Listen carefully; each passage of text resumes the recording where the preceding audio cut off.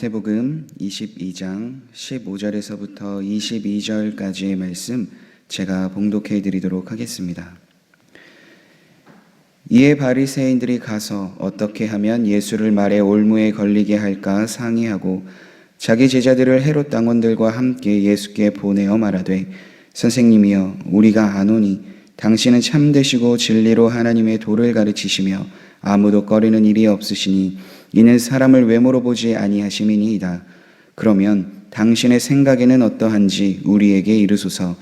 가이사에게 세금을 바치는 것이 옳으니까 옳지 아니하니까 하니 예수께서 그들의 악함을 아시고 이르시되 외식하는 자들아 어찌하여 나를 시험하느냐.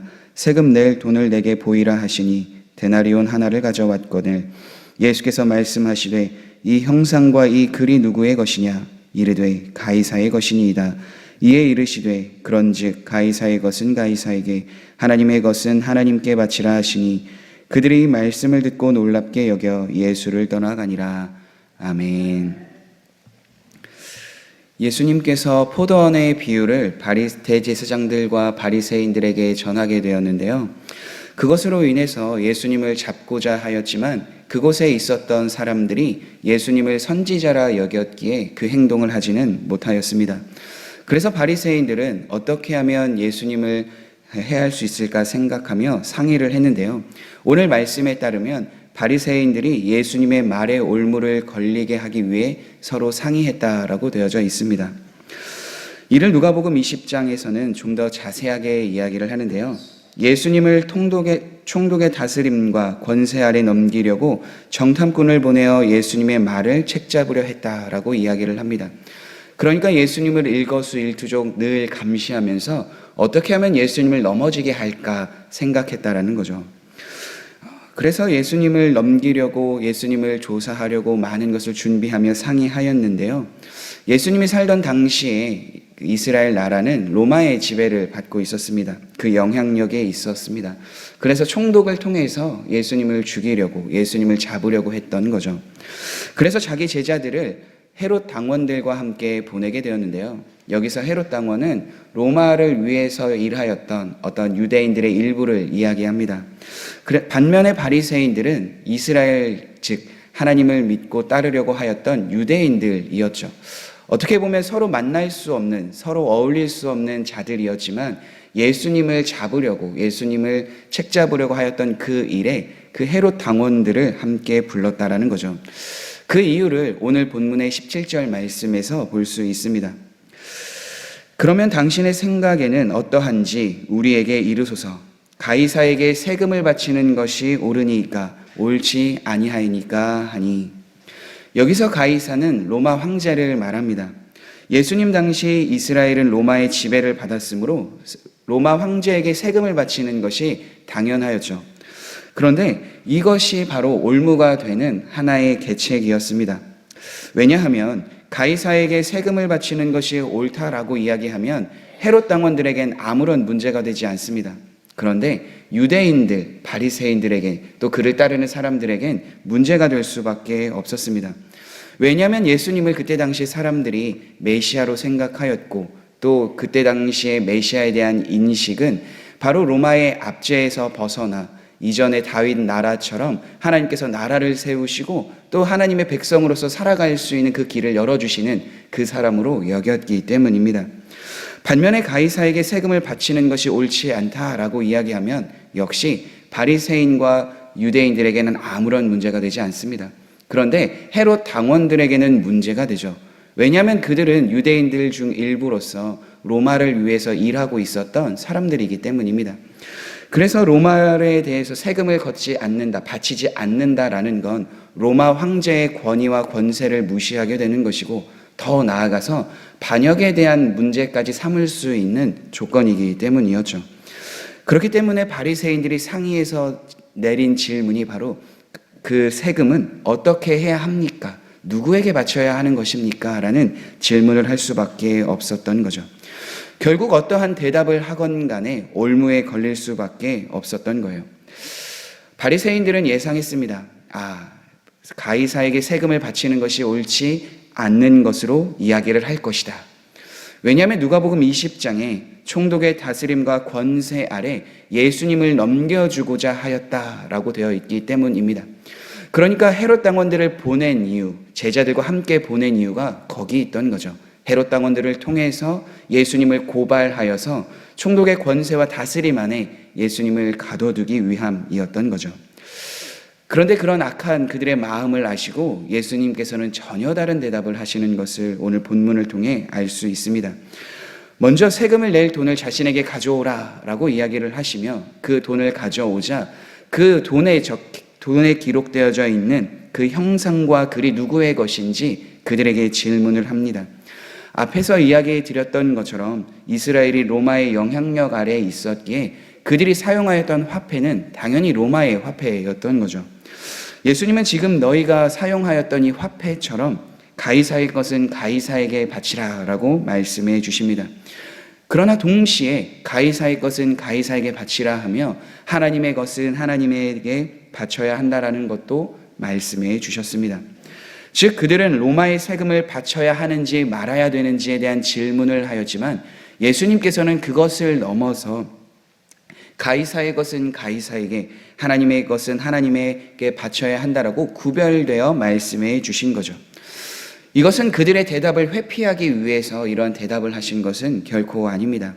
왜냐하면 이 대답을 통하여서 궁극적으로 하시는 것은 하나님의 통치와 하나님의 다스림이 무엇인지에 대해서 알려주고 계시기 때문입니다. 로마서 13장에도 이와 같은 내용이 담겨져 있죠.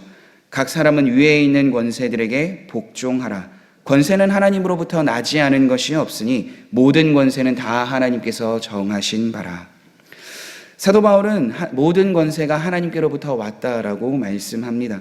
권세들에게 복종해야 하는 것이 하나님께서 세우셨기 때문에 그렇게 해야 한다라고 이야기를 하는 거죠. 가이사의 것은 가이사에게, 하나님의 것은 하나님에게 바치라고 했기에 가이사의 것이 따로 있고 하나님의 것이 따로 있느냐, 이것이 아니라 모든 것은 하나님께로 왔기 때문에, 모든 것이 다 하나님이기 때문에 하나님께서 세우신 권위, 하나님께서 세우신 나라, 그 가이사에게 바칠 것이 분명하게 있다라고 이야기를 하는 거죠.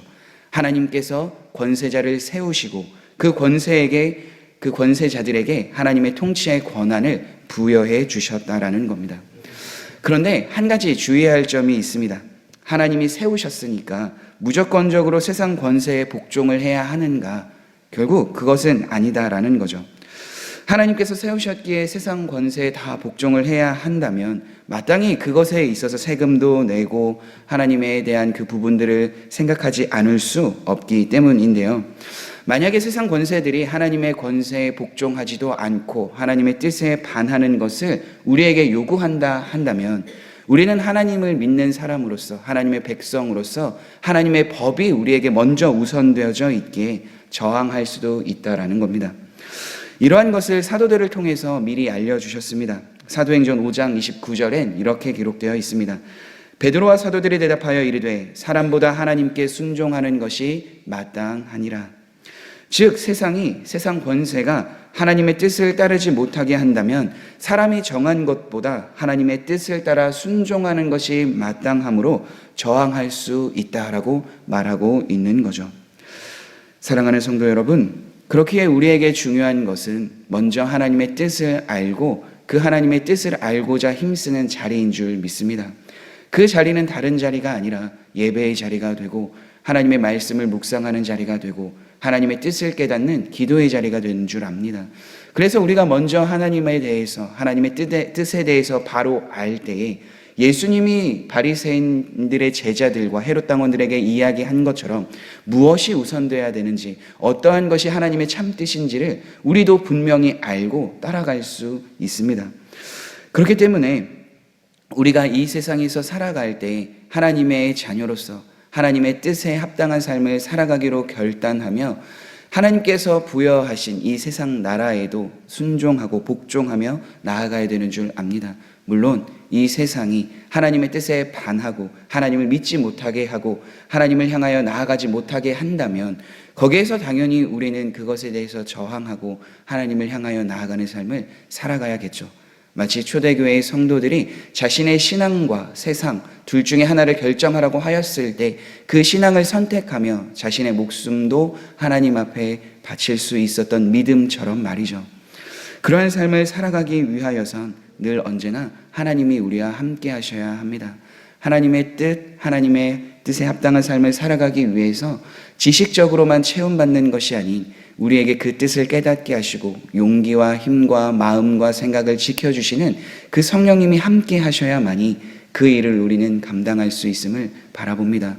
예수님의 제자들도 하나님에 대한 지식과 예수님에 대한 지식이 많이 있었지만 오순절 다락방에 성령님이 임하시고 그들의 삶이 변화가 되어 하나님이 말씀하여 주신 뜻이 분명하게 깨닫고 그 삶을 살아낸 것처럼 우리도 예배를 사모하고 말씀을 사모하고 기도를 사모할 때 하나님에 대한 뜻이 분명하게 깨달아질 뿐만 아니라 하나님이, 예수님이, 성령님이 어떠한 분이신지를 분명하게 깨달아질 뿐만 아니라 그것을 통해서 더 하나님의 나라에 합당한 삶을 살아갈 수 있도록 인도하시는 성령님의 동행하심과 함께하심을 누려야만이 온전한 그 삶을 살아갈 수 있기 때문입니다. 그래서 오늘도 하나님 앞에 나아가실 때에 늘 말씀을 깨달을 수 있는 지혜를 구하며 또한 하나님의 뜻에 합당한 삶을 살아갈 수 있도록 그 은혜를 구하며 특별히 성령님 늘 우리와 함께 하시며 그 삶을 살아갈 수 있는 마음과 용기를 더해달라고 나아가는 우리 모든 성도님들이 되시길 간절히 바랍니다. 우리 함께 기도하겠습니다.